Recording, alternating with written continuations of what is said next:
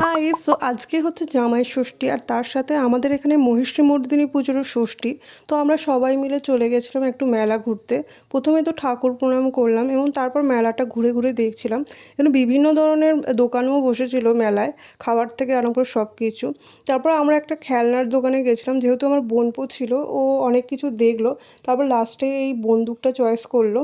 তারপর ওখান থেকে আমরা একটা দোকানে গিয়েছিলাম, ওখানে আমরা এই চুলের কাঁটাগুলো দেখছিলাম। তো ওখান থেকে 3টে কাঁটা আমরা নিই। তারপর ঘোরাঘাটি করার পর আমাদের খিদে পেয়ে গেছিলো, তো একটা চাউমিনের দোকানে ঢুকেছিলাম। এখনো খেয়ে যাচ্ছে, খাওয়া শেষ করে উঠতে পারলো না গাইস।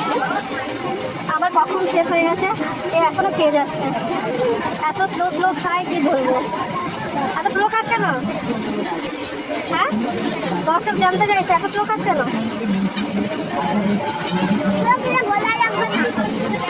তারপর আইসক্রিম কিনে আর জিলেপি নিয়ে আমরা বাড়ি চলে যাই। তো আজকের জন্য এইটুকু। ভিডিওটা ভালো লাগে লাইক করে চ্যানেলটা সাবস্ক্রাইব করে